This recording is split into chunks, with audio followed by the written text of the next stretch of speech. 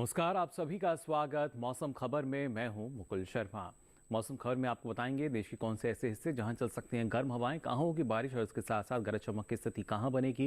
लेकिन आइए सबसे पहले बात करेंगे मौसम की बड़ी खबरों की। क्या कुछ खास स्थिति दर्ज की जाएगी, अलग अलग क्षेत्रों की अगर बात की जाए, किस तरह का अनुमान जताया गया है मौसम विभाग द्वारा, ये आपको बता देते हैं। जम्मू कश्मीर की अगर हम बात करें तो बिजली की चमक के साथ यहाँ तेज हवाएं चलने की संभावना जताई गई है। मौसम विभाग ने इस तरह का अनुमान जताया। तटियान प्रदेश की बात करें तो कहीं कहीं गर्म हवाएं चलने की यहाँ संभावना बनी हुई है। इसके साथ ही खासतौर से बिहार की अगर बात की जाए तो गिने चुने इलाकों में यहाँ भी गर्म हवाएं चल सकती हैं। जबकि अगर बात करें खासतौर से अंडमान निकोबार की तो छिटपुट हिस्सों में यहाँ भारी बारिश के आसार बनते हुए नजर आ रहे हैं। और वहीं खासतौर से अगर मध्य महाराष्ट्र की बात करें तो इक्का दुक्का जगह यहाँ ओले पड़ने का अनुमान जताया गया है। अब आइए आगे बढ़ते हैं और नज़र डालते हैं सबसे पहले गर्मी अपडेट पर। कहां कहां देखिए जो गर्म हवाएं हैं वो चलने का अनुमान जताया गया है मौसम विभाग द्वारा। कहां कहां संभावना है ये जान लेते हैं इस मैप के ज़रिए। और जहां देखिए आप यहाँ जो पीला रंग जहां जहां देख पा रहे हैं इन क्षेत्रों में गर्म हवाएं चलने की संभावना है। तटियान प्रदेश की हम बात करें, विदर्भ की बात की जाए, या इसके साथ साथ आप देख सकते हैं बिहार की बात की जाए, सिक्किम की बात करें और खासतौर से यहाँ के पश्चिम बंगाल के अलग अलग जो क्षेत्र हैं यहाँ भी गर्म हवाएं चलने की संभावना जताई गई है मौसम विभाग द्वारा। उसी वजह से नज़र बनाए रखने की बात कही गई है। और जहाँ जहाँ हरा रंग है आप देख सकते हैं यहाँ किसी भी तरह की जो गर्म हवाओं की संभावना है वो नहीं जताई गई है। अब आगे बढ़ते हैं और नज़र डालते हैं मौसम अलर्ट पर। कहाँ पे अलर्ट जारी किया गया है मौसम विभाग द्वारा, इस मैप के जरिए आपको बताते हैं कहाँ पे क्या कोई चेतावनी जारी की गई है। और जहाँ जहाँ हरा रंग है इस बात का सूचक इन क्षेत्रों में किसी भी तरह की कोई चेतावनी जारी नहीं की गई है मौसम विभाग द्वारा। लेकिन अगर बात करें जो नज़र बनाए रखने की बात कही गई है आप देख सकते हैं, और इसमें भी कुछ एक क्षेत्र ऐसे हैं जहाँ पे ज़ोरदार बारिश की संभावना है। दक्षिण भारत में अगर हम केरल की बात करते हैं, अंडमान निकोबार की बात की जाए तो यहाँ पे ज़ोरदार बारिश का अनुमान जताया गया है। जबकि जो बाकी क्षेत्र हैं आप देख सकते हैं, जम्मू कश्मीर लेह लद्दाख की बात करें तो बिजली की चमक गरज की स्थिति बनी रहेगी, बौछारें जरूर पड़ सकती हैं। पूर्वोत्तर राज्यों में भी यही स्थिति है। अरुणाचल प्रदेश में की बात की जाए, नागालैंड, मणिपुर, मिजोरम, त्रिपुरा में भी। जबकि अगर खासतौर से हम छत्तीसगढ़ की बात करें, ओडिशा की बात करें तो यहाँ भी गरज चमक की जो स्थिति है वो बनी हुई रह सकती है। कुछ एक जगह तेज हवाएं भी चलने का अनुमान है। और इस तरह दक्षिण भारत के अलग अलग क्षेत्रों में भी यही स्थिति रहेगी। अब आइए आगे बढ़ते हैं, नजर डालते हैं मौसम पूर्वानुमान में बारिश की स्थिति देश के अलग अलग क्षेत्रों में क्या रह सकती है। उत्तर पश्चिम भारत की अगर पहले हम बात करें तो आप देख सकते हैं जम्मू कश्मीर लेह लद्दाख जहाँ पे कई जगह बारिश का जो अनुमान है जताया गया है मौसम विभाग द्वारा। साथ ही हिमाचल प्रदेश की बात करें, उत्तराखंड की बात की जाए तो यहाँ कहीं कहीं बारिश की संभावना जताई गई है। जबकि जो मैदानी क्षेत्र हैं वो आप देख सकते हैं यहाँ किसी भी तरह की बारिश का कोई अनुमान नहीं है। यानी पंजाब, हरियाणा, दिल्ली, उत्तर प्रदेश की बात की जाए तो यहाँ फिलहाल बारिश के लिहाज से जो मौसम है वो साफ बना रहेगा। पूर्वी भारत की अगर हम बात करें तो आप देख सकते हैं यहाँ अरुणाचल प्रदेश में कई जगह बारिश का अनुमान जताया गया है। असम, मेघालय, नागालैंड, मणिपुर, मिजोरम, त्रिपुरा में भी, तो गांगे पश्चिम बंगाल, ओडिशा, उपहिमालय पश्चिम बंगाल और सिक्किम में भी कहीं कहीं बारिश हो सकती है। फिलहाल बिहार और झारखंड में जो बारिश की स्थिति है वो साफ नजर आ रही है, यहाँ बारिश नहीं होगी। वहीं अंडमान निकोबार की हम बात करें तो अधिकतर जगह यहाँ बारिश का अनुमान जताया गया है। जबकि केरल की हम बात करें, भीती दक्षिण कर्नाटका की बात की जाए, यहाँ भी अनेक स्थानों पर बारिश होगी। रायलसीमा और कर्नाटक के जो दूसरे क्षेत्र हैं वहाँ भी कई जगह बारिश का अनुमान है। तेलंगाना, तटियान प्रदेश, तमिलनाडु, पुडुचेरी में भी कहीं कहीं बारिश हो सकती है। मध्य भारत की अगर बात की जाए तो आप देख सकते हैं जो तमाम राज्य हैं इनमें कहीं ना कहीं बारिश का अनुमान जताया गया है। राजस्थान की बात करें, मध्य प्रदेश की बात की जाए, छत्तीसगढ़ की बात करें, महाराष्ट्र की बात की जाए, कोंकण, गोवा, इसके साथ साथ गुजरात, सौराष्ट्र, कच्छ में भी कहीं कहीं बारिश का जो अनुमान है ये जताया गया है भारत मौसम विज्ञान विभाग द्वारा। अब बात करते हैं पिछले 24 घंटों के दौरान मौसम की चाल कैसी रही, क्या कुछ खास स्थिति जो है वो दर्ज की गई है। यहाँ आप देख सकते हैं राजस्थान की अगर हम बात करें तो अलग अलग क्षेत्रों में ना सिर्फ जो तेज़ हवाएं हैं वो दर्ज की गई हैं बल्कि कई जगह जो बारिश की स्थिति है वो भी दर्ज हुई। उत्तराखंड में बारिश और उसके साथ साथ कई जगह जो ओले पड़ने की भी खबरें सामने आई। तो जबकि हिमाचल प्रदेश में बारिश और तेज़ हवाओं की स्थिति रही। जम्मू कश्मीर और लेह लद्दाख में भी बिजली की चमक के साथ जो तेज़ हवाएं हैं अलग अलग क्षेत्रों में दर्ज की गई। पूर्वी भारत की अगर बात करें तो आप देख सकते हैं यहाँ ओडिशा में ना सिर्फ बारिश बल्कि तेज़ हवाओं की स्थिति रही, गांगे पश्चिम बंगाल में भी। और खासतौर से जो पूर्वोत्तर राज्य हैं इसमें सब में आप देख सकते हैं बारिश की जो स्थिति है वो पिछले 24 घंटों के दौरान दर्ज की गई। तो पश्चिम बंगाल और सिक्किम में बारिश, जबकि कुछ एक क्षेत्रों में गर्म हवाओं की भी संभावना जताई गई थी, वही स्थिति यहाँ दर्ज की गई। केरल की बात की जाए, तमिलनाडु, पुडुचेरी की हम बात करें, बारिश की स्थिति यहाँ दर्ज की गई है तेज़ हवाओं के साथ। जबकि भीतरी दक्षिण कर्नाटका की बात की जाए तो यहाँ भी बारिश रही, रायलसीमा में भी, और इसके साथ साथ तेलंगाना में भी अलग अलग स्थानों पर जो बारिश की स्थिति है वो दर्ज की गई पिछले 24 घंटों के दौरान। इसी तरह मध्य भारत की अगर हम बात करें तो आप देख सकते हैं पश्चिमी मध्य प्रदेश, पूर्वी मध्य प्रदेश, जहां पे बारिश और उसके साथ साथ तेज हवा की जो स्थिति है वो दर्ज की गई। मराठवाड़ा में भी लगभग यही स्थिति पिछले 24 घंटों के दौरान दर्ज हुई। तो गुजरात, सौराष्ट्र, कच्छ में भी बारिश के साथ साथ जो तेज हवाएं हैं वो दर्ज की गई। तो जाना आपने क्या कुछ खास स्थिति दर्ज की गई है पिछले 24 घंटों के दौरान, लेकिन आने वाले समय में और क्या कुछ खास रहेगा मौसम में, इसकी जानकारी आपको देंगे। फिलहाल यहाँ रुक रहे हैं छोटे से ब्रेक के लिए।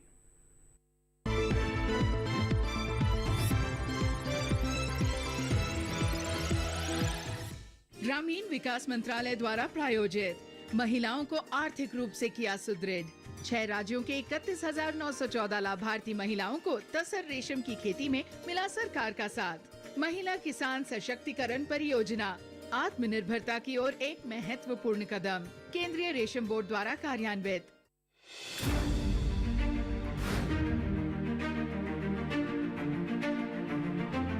फसलों के भाव से लेकर उनकी आवक तक, पैदावार से लेकर बुआई के क्षेत्रफल तक, आयात से लेकर निर्यात तक,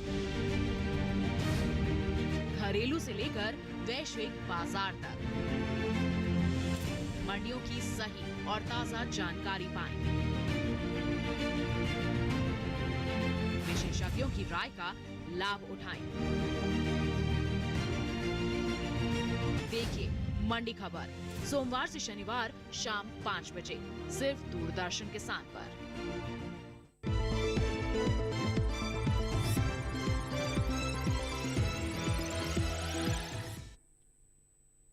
ब्रेक के बाद आप सभी का एक बार फिर स्वागत मौसम खबर में। अब आइए बुलेटिन में आगे बढ़ते हैं। और आपने जाना जिस तरीके से मौसम में एक तरह का जो बदलाव है वो दर्ज किया जा रहा है, ऐसे में तापमान का हाल क्या रहा है ये आपको बता देते हैं। पहले बात करेंगे अधिकतम तापमान के हाल की, किस तरह का बदलाव देखिए इसमें दर्ज किया गया है। जम्मू कश्मीर, लेह लद्दाख की बात की जाए, हिमाचल प्रदेश, पंजाब, हरियाणा, दिल्ली, यहाँ अधिकतम तापमान में गिरावट दर्ज की गई है। करीब 5 डिग्री सेल्सियस की जो कमी है अधिकतम तापमान में यहाँ दर्ज हुई है पिछले 24 घंटों के दौरान। इसके साथ ही अगर बात की जाए उत्तराखंड की, पश्चिमी उत्तर प्रदेश की, तो यहाँ भी करीब 3 से 5 डिग्री सेल्सियस की एक गिरावट दर्ज की गई है अधिकतम तापमान में सामान्य तापमान के मुकाबले। और वहीं अगर हम खास तौर से बात करें उपहिमालय पश्चिम बंगाल, सिक्किम की और साथ ही असम, मेघालय में भी आप देख सकते हैं यहाँ अधिकतम तापमान में एक इजाफा दर्ज किया गया है। करीब 5 डिग्री सेल्सियस का जो इजाफा है इन क्षेत्रों में दर्ज हुआ अधिकतम तापमान में सामान्य तापमान के मुकाबले। जबकि अरुणाचल प्रदेश की बात की जाए, नागालैंड, मणिपुर, मिजोरम और त्रिपुरा, तो यहाँ भी इन सभी राज्यों में भी अलग अलग क्षेत्रों में करीब 3 से 5 डिग्री सेल्सियस का इजाफा अधिकतम तापमान की स्थिति में दर्ज किया गया। और अगर बात करें यहाँ खासतौर से तेलंगाना और रायलसीमा की, तो यहाँ आप देख सकते हैं 1 से 3 डिग्री सेल्सियस का इजाफा अधिकतम तापमान की स्थिति में यहाँ भी दर्ज किया गया है सामान्य तापमान के मुकाबले।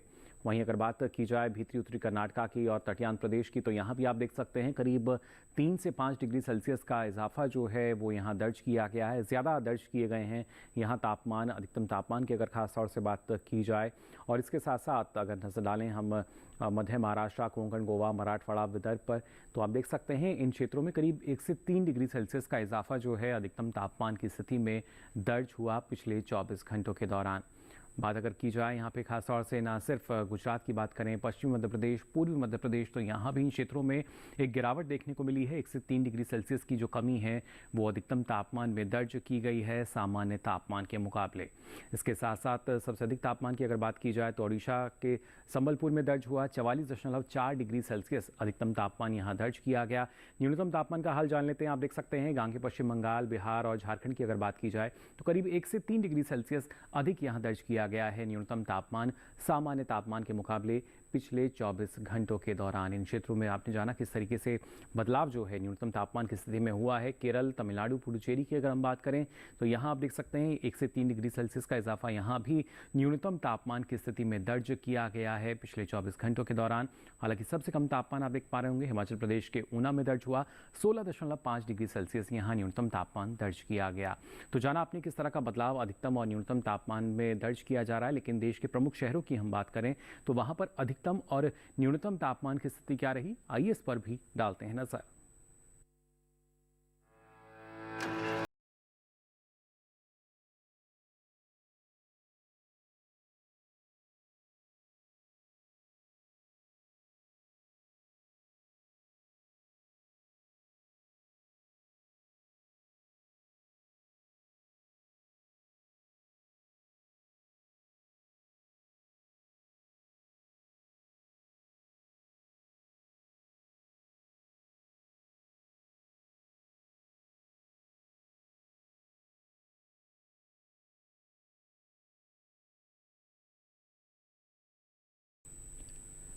और इसी के साथ ही मौसम खबर में यहाँ वक्त तो चला एक और छोटे से ब्रेक से लौटेंगे तो आपको बताएंगे और क्या कुछ खास रहेगा मौसम में। आप बने रहिए दूरदर्शन किसान पर।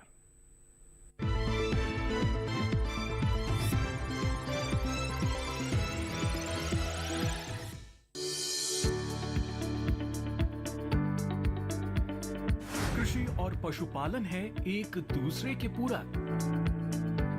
घर आंगन से लेकर व्यावसायिक फार्म तक, मुर्गी पालन से लेकर रेगिस्तान के जहाज तक, बीमारियों से अब पशुपालक ना हो परेशान।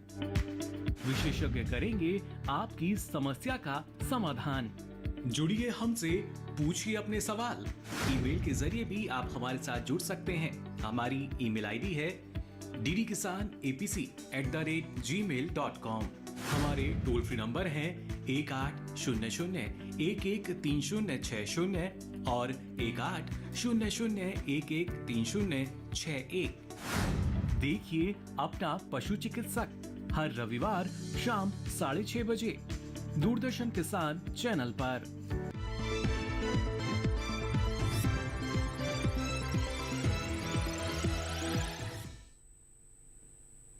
ब्रेक के बाद आप सभी का एक बार फिर स्वागत मौसम खबर में। वायु बुलेटिन में आगे बढ़ते हैं और आपको बताते हैं देश के प्रमुख शहरों में वायु गुणवत्ता की स्थिति क्या दर्ज की गई है। गुणवत्ता सूचकांक के आधार पर कौन सी श्रेणी के अंतर्गत वायु गुणवत्ता दर्ज हुई है।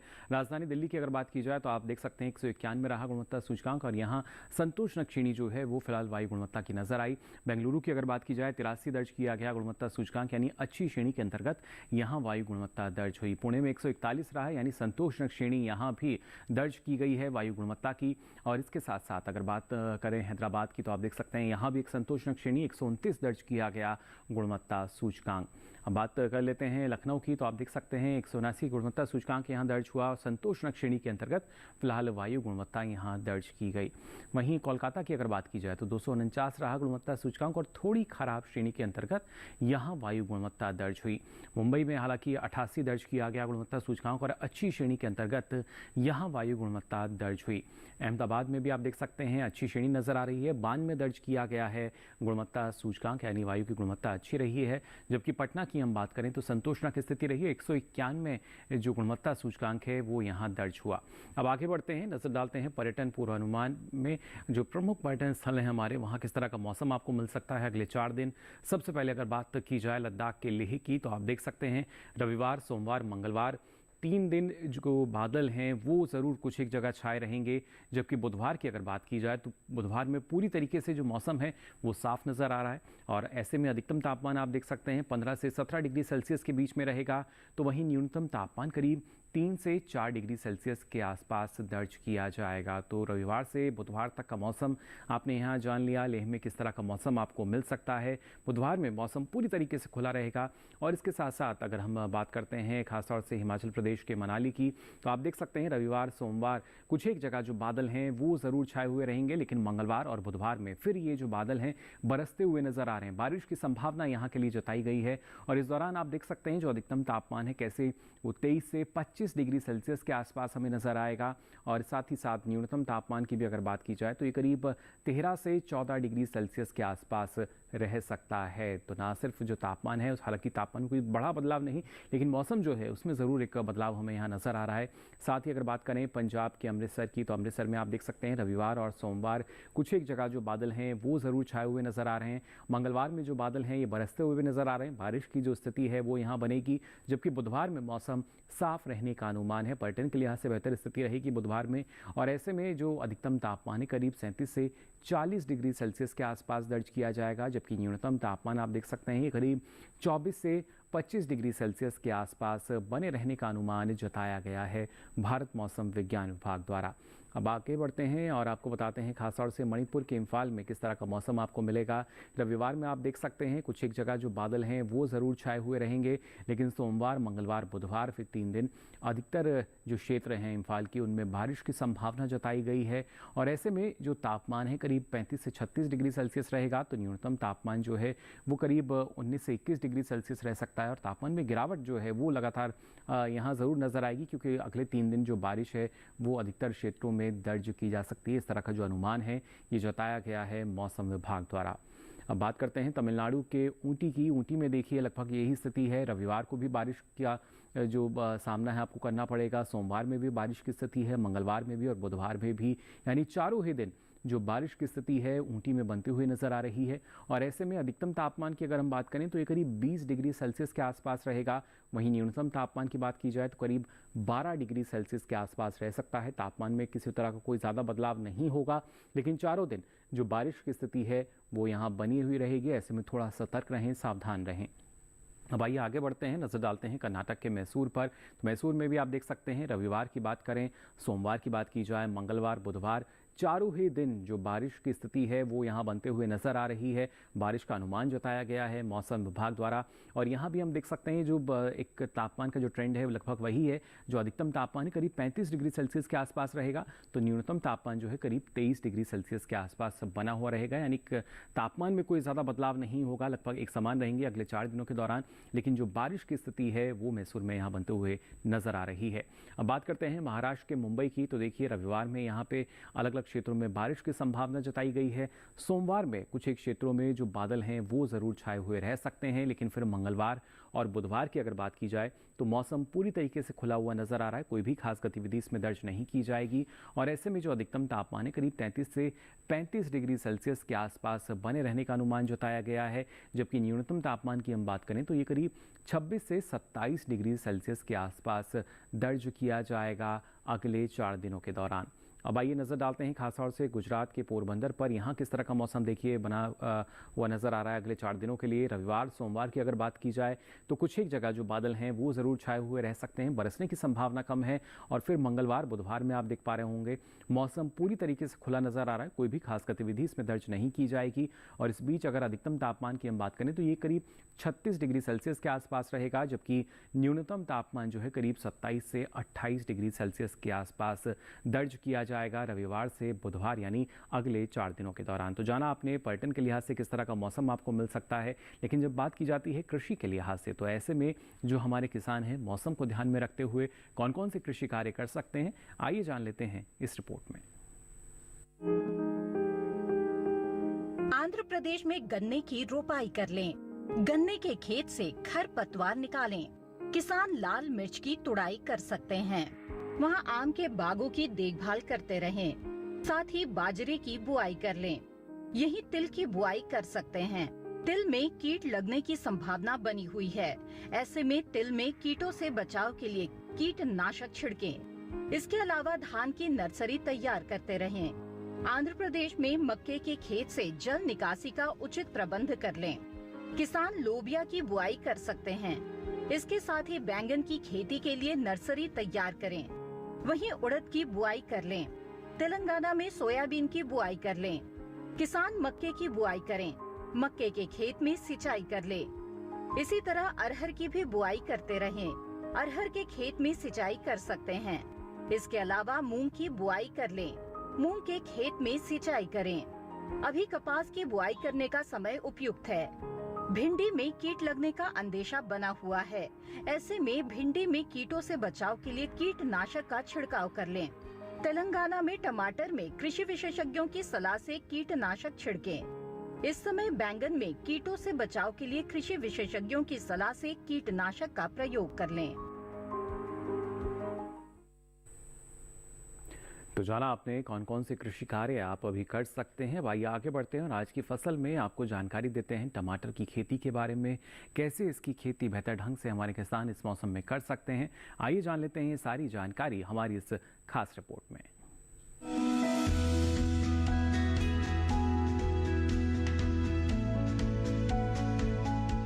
टमाटर के लिए जीवांश वाली बलुई दोमट और दोमट मिट्टी इसके लिए ज्यादा उपयुक्त होती है।